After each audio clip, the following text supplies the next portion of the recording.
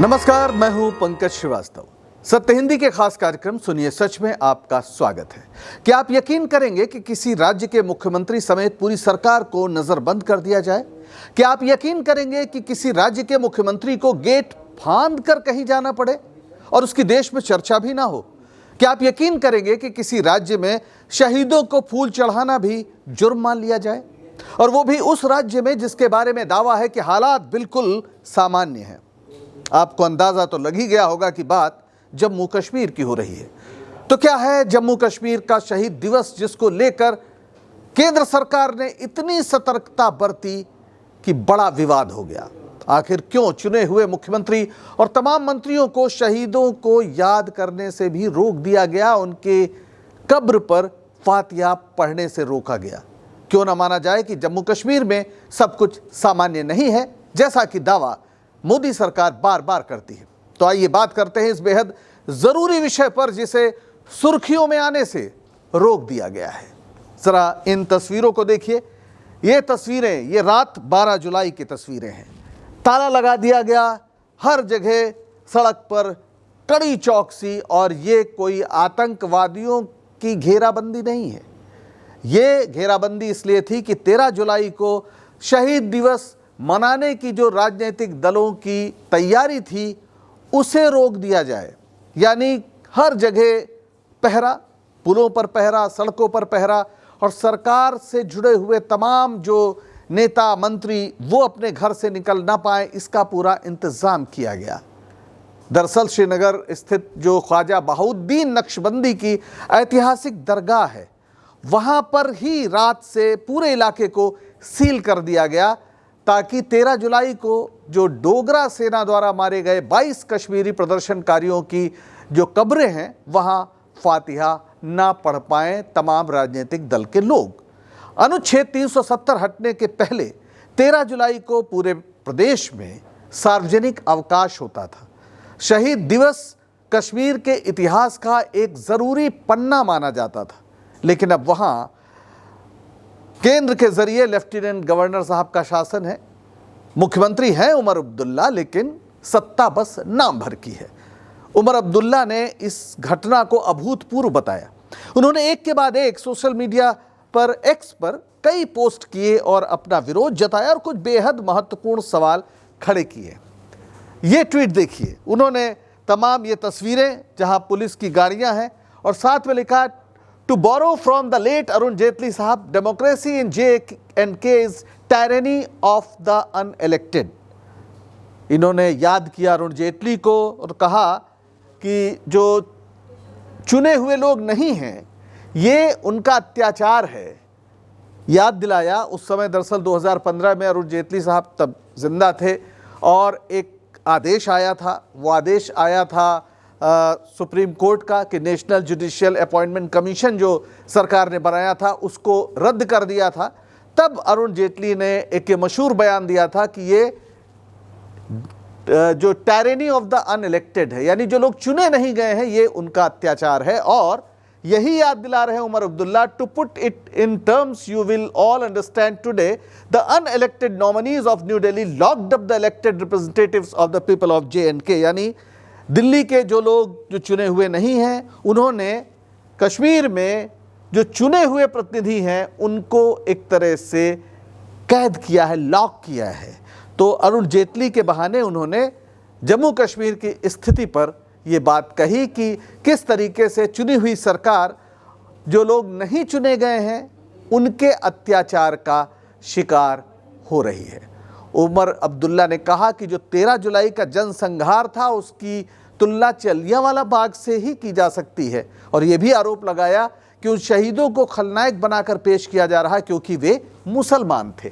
एक बेहद महत्वपूर्ण बात इन्होंने कही कि 13 जुलाई massacre is our Jallianwala Bagh, ये हमारा जलियांवाला बाग है। 13 जुलाई का जो नरसंहार हुआ, the people who laid down their lives did so against the British, Kashmir was being ruled under the British paramountcy. यानी उन लोगों ने अपनी शहादत दी, अपनी जान दी, जो उस समय ब्रिटिश शासन था उसके खिलाफ। ब्रिटिश पैरामाउंटसी यानी ब्रिटेन की सर्वोच्चता, ब्रिटिश शासन के सर्वोच्चता के तहत जो शासन चल रहा था, उनसे लड़ते हुए अपनी जान दी। What a shame that true heroes who fought against British rule in all its forms are today projected as villains only because they were Muslims. Omar Abdullah कह रहे हैं कि कितनी ये विडंबना है कि जिन लोगों ने अंग्रेजी शासन के खिलाफ हर तरीके से लड़ाई लड़ी, उन्हें आज खलनायक कहा जा रहा है क्योंकि वे मुसलमान थे। We may be denied the opportunity to visit their graves today, but we will not forget their sacrifices. हो सकता है कि आज हमें उनके कब्र पर न जाने दिया जाए, लेकिन हम उनकी जो शहादत है, जो उनकी कुर्बानी है, उसको नहीं भूलेंगे। हालांकि दूसरे दिन यानी 14 जुलाई को सुबह उमर अब्दुल्ला वहाँ पहुँचे, और कैसे पहुँचे, ये एक मुख्यमंत्री की तस्वीर है। आप कल्पना करिए, दुनिया का सबसे बड़ा लोकतंत्र होने का दावा है भारत का, और भारत का एक मुख्यमंत्री किस तरीके से ये गेट फांद कर जा रहा है। और क्यों जा रहा है दरगाह के अंदर? ताकि वहाँ पर जो शहीदों की कब्र है उस पर फूल चढ़ा सके, वहाँ पर श्रद्धांजलि दे सके। ये एक अजीब नज़ारा, हालांकि बड़े अफसोस की बात है कि इस देश में मीडिया ने इस खबर को, जो पहली पन्ने की खबर होनी चाहिए थी, बड़ी सुर्खी होनी चाहिए थी, उसको गायब कर दिया कि एक मुख्यमंत्री को इस तरह से जाने से रोका गया सिर्फ शहीदों के कब्र पर फूल चढ़ाने से, कि उन्हें गेट फांद कर जाना पड़ा, पैदल जाना पड़ा। और ये एक बेहद बड़ी खबर हो सकती थी, लेकिन इस देश के मीडिया ने जैसे इस खबर को गायब कर दिया। मैंने दिल्ली के एक दो बड़े अंग्रेजी अखबार देखे जिसमें एक सिंगल कॉलम छोटी सी एक खबर कहीं नज़र आई। तो जाहिर है जो पूरा आरोप है उमर अब्दुल्ला का, वो बेहद गंभीर है। और उमर अब्दुल्ला ने खैर कहा कि वो रुके नहीं और किसी भी तरह जाकर उन्होंने ये अपने श्रद्धांजलि अर्पित की। ये भी कहा कि नौहट्टा चौक से पैदल चलने को मजबूर किया, फिर भी वो दरगाह पहुँचे, दरगाह का दरवाज़ा बंद कर दिया गया, फिर दीवार फांदने पर वो मजबूर हुए, उन्हें पकड़ने की कोशिश की गई, लेकिन आज वे रुकने वाले नहीं थे। ये भी उन्होंने ट्वीट किया और इस तरह से बताया कि एक कितनी छोटी सी बात है कि पूरे जम्मू कश्मीर के इतिहास में 94 साल पुरानी इस घटना पर कभी कोई विवाद इस तरह का नहीं था कि वो शहीद नहीं थे या उनके कब्र पर, उनके मज़ार पर जाना कोई गुनाह था, लेकिन इस बार ये भी देखा गया। और ये इसलिए भी महत्वपूर्ण है कि सिर्फ उमर अब्दुल्ला नहीं, जो उनकी कट्टर विरोधी मानी जाती हैं, जम्मू कश्मीर की पूर्व मुख्यमंत्री महबूबा मुफ्ती, उन्होंने भी एक बेहद गंभीर टिप्पणी की है और उस टिप्पणी को देखा जाना चाहिए, क्योंकि अगर आपने उस पर ध्यान नहीं दिया तो बेहद ये गंभीर मसला बन सकता है। उन्होंने जो कहा है, The day you accept our heroes as your own, just as Kashmiris has embraced yours from Mahatma Gandhi to Bhagat Singh, that day, as Prime Minister Modi once said, the dil ki duri will truly end.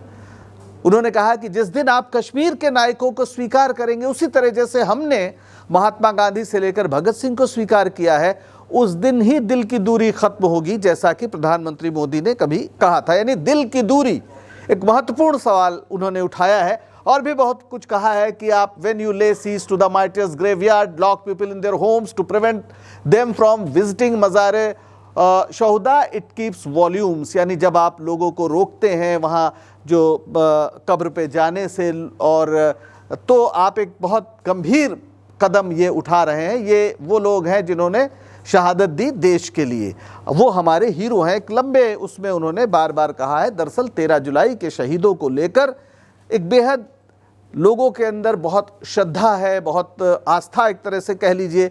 हर साल उनकी याद में शहीद दिवस मनाया जाता है और छुट्टी होती थी, सार्वजनिक छुट्टी होती थी। 2019 में जब अनुच्छेद 370 हटा, उसके बाद इसको ख़त्म कर दिया इस सरकार ने, यानी वहाँ पर जो लेफ्टिनेंट गवर्नर साहब हैं उनकी सरकार ने उसे ख़त्म कर दिया।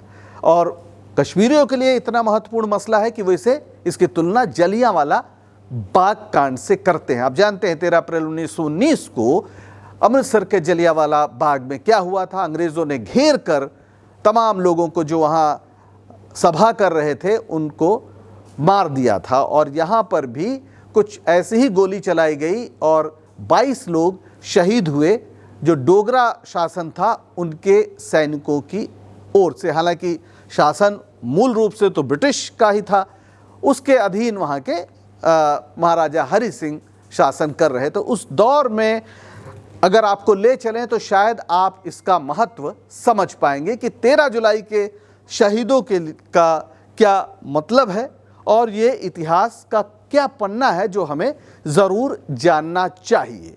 ये तस्वीर देखिए, महाराजा हरि सिंह, ये चेहरा तो आप पहचानते ही होंगे। आप जनाब आज़ादी के बाद चाहते थे कि कश्मीर, एक जम्मू कश्मीर एक स्विट्ज़रलैंड जैसा अलग देश हो जाए। अंग्रेज़ों के साथ काफ़ी ये हॉबनॉबिंग कर रहे थे, लेकिन जब कबायलियों ने, पाकिस्तानी कबायलियों ने, यानी वहाँ की सेना ने कबायलियों को सामने रखकर हमला किया, तो फिर अक्टूबर में इन्होंने भारत के साथ विलय किया और उसके बाद भारत की सेना ने वहाँ जाकर कबायलियों के हमले को नाकाम किया था। जम्मू कश्मीर एक प्रिंसली स्टेट था, यानी अंग्रेज़ वहाँ पर अपना रेजिडेंट रखते थे, अंग्रेज़ों के साथ संधि थी, उसके तहत आंतरिक स्वायत्तता शासन की महाराजा को थी। और महाराजा जो थे वो गुलाब सिंह के वंशज हैं। गुलाब सिंह एक महाराजा रणजीत सिंह के सेना के एक आप सिपहसालार कह लीजिए। जब अमृतसर की संधि हुई, जब सिख शासन कमज़ोर हो गया, तो इन्होंने 75 लाख नानक शाही जो सिक्के थे उसको देकर अंग्रेज़ों से ख़रीद लिया जम्मू कश्मीर की पूरी रियासत। तो एक तरह से दुनिया की पहली रियासत है जो ख़रीद कर स्थापित की गई थी और उन्हीं के वंशज महाराजा हरि सिंह का शासन था जिस समय की हम बात कर रहे हैं। तो वो शासन कैसा था? शासन जाहिर तौर पर एक सामंती शासन था जिसमें मजदूरों, किसानों, दस्तकारों, निम्न वर्ग की स्थिति काफ़ी ख़राब थी। बेगारी प्रथा काफ़ी आम थी और जाहिर है वहाँ की जो आबादी है वो उसमें मुसलमानों का प्रतिशत ज़्यादा था और इसीलिए जब वहाँ बात की जाती थी तो जो उस समय की समझ थी, आम तौर पर यह भी कह दिया जाता था कि जम्मू कश्मीर में मुसलमानों की हालत काफ़ी ख़राब थी। क्या स्थिति थी वहाँ पर, आप ये देखें। जम्मू कश्मीर में जो मुस्लिम थे वो बहुसंख्यक थे और उनकी आबादी थी 75 से 80%। लेकिन कश्मीरी पंडित जिनकी आबादी महज 5 से 6% थी, उनका पूरी तरह कहा जाए जलवा था। हर जगह सरकारी नौकरियों में पूरी तरह कश्मीरी पंडितों का वर्चस्व था। तो जो एक तरह से सामंती शासन से जो आक्रोश था, वो आक्रोश के सामने अगर कोई नज़र आता था वो प्रशासन में कश्मीरी पंडित नज़र आते थे। और इसको लेकर कुछ महत्वपूर्ण किताबें भी हैं। हिंदू रूल्स मुस्लिम सब्जेक्ट्स, ये किताब है मृदु राय जो एक इतिहासकार है, और दूसरी चित्रलेखा जोशी की किताब है लैंग्वेजेस ऑफ बिलोंगिंग। तो ये कश्मीर में उस समय के हालात पर इन किताबों में काफ़ी गंभीर बातें कही गई हैं। इनका कहना है कि जो 13 जुलाई की घटना हुई वो उसके पीछे धार्मिक मुद्दे ही नहीं बल्कि सामाजिक और आर्थिक असमानताएं थी। जो डोगरा शासन था 1846 से 1947 तक, इसमें प्रशासन में जो मुस्लिम जिनकी आबादी 75 से 80% थी उनका प्रतिनिधित्व तो बहुत कम था। जो सरकारी नौकरियां थी जैसे रेवेन्यू, शिक्षा या पुलिस, इसमें कश्मीरी पंडितों और जम्मू के डोगरों का वर्चस्व था। तो ये सारा एक तरह से कहा जाए कि पूरा जो ख़ास तौर पर जो मृदु राय हैं वो तो यहाँ तक उनका कहना है कि डोगरा शासकों ने मुस्लिमों को व्यवस्थित रूप से प्रशासनिक और शैक्षिक अवसरों से वंचित रखा था और जाहिर है साक्षरता कश्मीरी पंडितों की ज़्यादा थी, तो इसलिए वो पटवारी से लेकर तहसीलदार से लेकर और ऊपर भी जितने भी जो पद थे उस पर मौजूद थे। और जो डोगरा शासन का कृपा प्राप्त समुदाय वो कश्मीरी पंडितों का था। जाहिर है इस असमानता ने मुस्लिमों में काफ़ी असंतोष पैदा किया।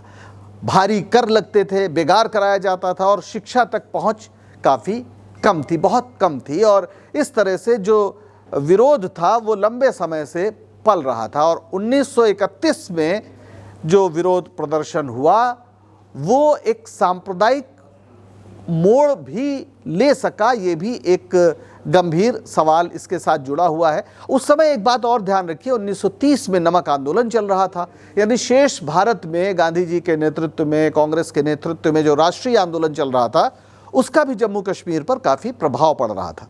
तमाम विश्वविद्यालयों से पढ़कर लौटे नौजवान अपने जम्मू कश्मीर के हालात को बदलने के लिए आतुर थे। हालांकि ऐसा नहीं कि वे राजा हरि सिंह के शासन को उखाड़ फेंकना चाहते थे, सुधारवादी लोग ही थे। ऐसे ही एक नौजवान थे शेख अब्दुल्ला जो लौट कर आए थे अलीगढ़ मुस्लिम यूनिवर्सिटी से पढ़कर, वहाँ के शिक्षा विभाग में एक उन्होंने नौकरी शुरू की थी। उन्होंने उस समय जो हालात थे उसमें आंदोलनों में शामिल होना, एक तरह से अपनी शिरकत शुरू की और एक पयामे सदाकत नाम के एक अखबार में उन्होंने एक लेख लिखा, हम क्या चाहते हैं। उसकी कुछ लाइनें हम आपको सुना देते हैं। वो कहते थे, उन्होंने लिखा कि हम इस धरती से गरीबी, बेरोजगारी और अन्याय का खात्मा चाहते हैं। हम चाहते हैं कि कोई किसी का गुलाम न रहे और देश में शांति बनी रहे। हम धर्मों के प्रति समस्याएं समाप्त करना चाहते हैं। राजा और प्रजा को पिता और पुत्र की तरह रहना चाहिए, सभी को भाइयों की तरह रहना चाहिए। ये तभी संभव है जब दमित मुसलमानों को भी उसी स्तर पर पहुंचाया जा सके जो अन्य भाइयों, पंडितों, डोगराओं और राजपूतों ने हासिल किया है। यानी मुस्लिमों की प्रशासन में भागीदारी का सवाल, उनकी आर्थिक स्थिति का सवाल एक बड़ा सवाल था, बड़ा आंदोलन का सवाल था और शेख अब्दुल्ला इसी को आवाज़ दे रहे थे। और इसीलिए पूरे आंदोलन का जो शुरुआती दौर था, बाद में चल के उन्होंने मुस्लिम कॉन्फ्रेंस बनाई, लेकिन राष्ट्रीय आंदोलन से प्रभावित थे, मिजाज से भी सेकुलर हिंदुस्तान में रहना चाहते थे, तो बाद में उन्होंने अपनी पार्टी का नाम नेशनल कॉन्फ्रेंस किया।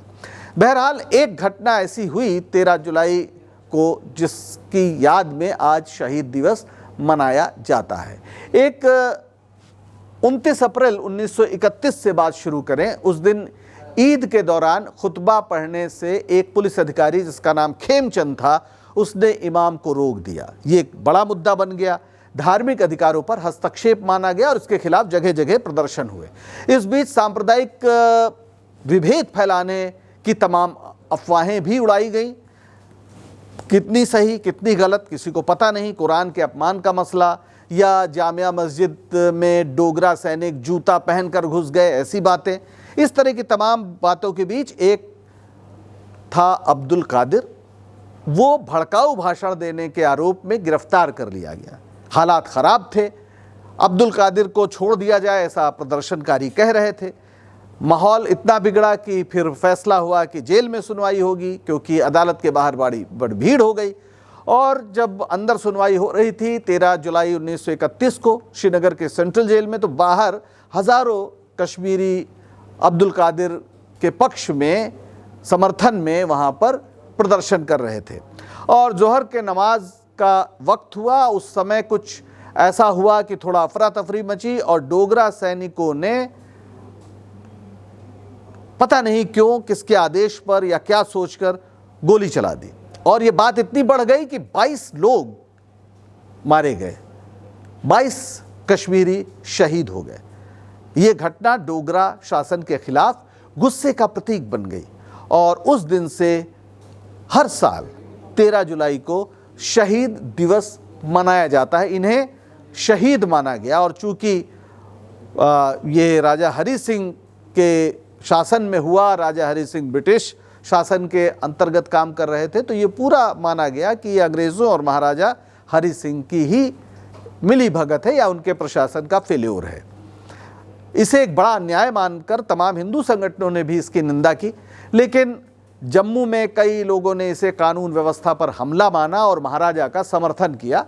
जाहिर है एक सांप्रदायिक विभेद का मसला पैदा हुआ इस घटना के बाद।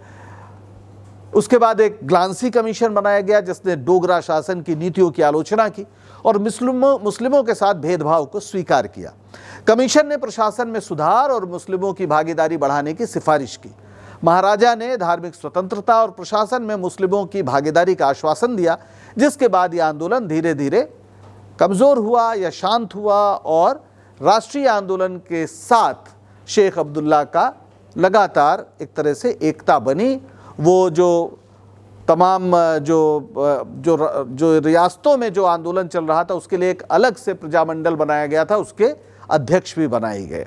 तो शेख अब्दुल्ला इस आंदोलन की ही एक तरह से पैदावार थे। वो पहले एक शिक्षक थे। जब ये आंदोलन शुरू हो रहा था तो उनका ट्रांसफ़र कर दिया गया, लेकिन वो ट्रांसफ़र पे कहीं दूर जाने के बजाय उन्होंने इस्तीफ़ा दे दिया और उनके इस कदम को काफ़ी साहस का कदम माना गया। लोगों ने उन्हें शेर कश्मीर कहा और एक बड़े नेता के रूप में वो इस आंदोलन के बाद उभरे। 1932 में उसके बाद उन्होंने मुस्लिम कॉन्फ्रेंस बनाई जो आगे चलकर नेशनल कॉन्फ्रेंस बनी, जैसा मैंने आपको बताया। और शेख अब्दुल्ला एक्चुअली ज़मींदारी उन्मूलन के पक्ष में थे, क्योंकि उन्हें पता था कि जम्मू कश्मीर में ज़मींदारी उन्मूलन के ज़रिए ही वहाँ के लोगों की स्थिति बेहतर हो सकती है। और कांग्रेस वो पार्टी थी जिसने ज़मींदारी उन्मूलन का समर्थन किया था, उसका वादा किया था। और ये एक बड़ी वजह थी कि तमाम मुस्लिम ताल्लुकेदार चले गए थे बाद में मुस्लिम लीग के साथ, क्योंकि मुस्लिम लीग ने इसे सही नहीं माना था कि ज़मींदारी उन्मूलन हो जाएगा। और उसका नतीजा यह है कि आज भी पाकिस्तान में ज़मींदारी का उन्मूलन नहीं हुआ, और इसीलिए वहाँ पर मध्य वर्ग का भी वैसा विकास नहीं हुआ जैसे भारत में था। तो हरि सिंह ने जब भारत में विलय स्वीकार किया तो भी उन्होंने विशेषाधिकार मांगे, यानी मुद्रा, विदेश और संचार ये केंद्र सरकार के पास रहेगा, बाकी सब हमारे पास रहेगा, जैसा कि अंग्रेज़ों से के ज़माने में वो थे। और यही वो अनुच्छेद 370 था जिसे सरदार पटेल ने ही एक तरह से बनाया था, जिसे मुद्दा बनाकर बीजेपी ने बाद में दशकों तक शेष भारत में वोट बटोरे और 5 अगस्त 2019 को इसे समाप्त कर दिया। लेकिन साथ ही राज्य का विभाजन भी कर दिया। अब कश्मीर केंद्र शासित प्रदेश है और वहाँ के मुख्यमंत्री जो हैं उमर अब्दुल्ला, उनके पास अब स्थिति ये हो गई है कि उन्हें दीवार फांदकर शहीदों को श्रद्धांजलि देने जाना पड़ता है। यानी एक वहाँ का भावनात्मक मुद्दा था, उस पर भी ये चोट की गई, छुट्टी रद्द करके, सार्वजनिक अवकाश रद्द करके, और शहीद दिवस लोग ना मनाएं, इसके लिए इतनी बड़े पैमाने पर प्रशासनिक तैयारी, पुलिस की तैयारी की गई। तो अब एक सवाल ये बनता है कि सरकार का दावा है कि सब कुछ नॉर्मल है, हालांकि 22 अप्रैल को जो पहलगाम की घटना हुई है उसने असलियत बता दी है। लेकिन अब संविधान की शपथ लेकर मुख्यमंत्री बनने वाले का शहीद दिवस मनाना भी अगर केंद्र सरकार को रास नहीं आए तो फिर कैसे कहा जा सकता है कि जम्मू कश्मीर में स्थिति सामान्य है। अटल बिहारी वाजपेयी जब प्रधानमंत्री थे तो उन्होंने कश्मीर या जम्मू कश्मीर की जो समस्या है उसको हल करने के लिए जमहूरियत, इंसानियत और कश्मीरियत का नारा दिया था। लगता है मोदी सरकार इस महामंत्र को भूल गई है, और ये भी भूल गई है कि डॉक्टर अंबेडकर ने कहा था कि कोई देश, कोई राष्ट्र तब बनता है जब आप एक दूसरे के दुख को साझा करते हैं सुख के साथ साथ। तो अगर आज कश्मीर के लोगों की तकलीफ को अगर कानपुर के लोग अपना नहीं मानते हैं तो फिर भारत एक राष्ट्र कैसे बनेगा? ये सवाल सबके सोचने के लिए। आज के लिए बस इतना ही। अगर आपको हमारा कार्यक्रम पसंद आया हो तो इसे लाइक करें, शेयर करें और चैनल को सब्सक्राइब करें। सत्य हिंदी के ऐप को भी डाउनलोड करें, जिसका पता हमारे वीडियो के नीचे डिस्क्रिप्शन में आपको मिल जाएगा। तो अब दीजिए इजाज़त, नमस्कार।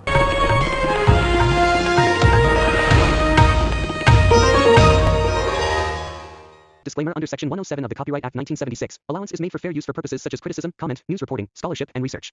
Fair use is a use permitted by copyright statute that might otherwise be infringing.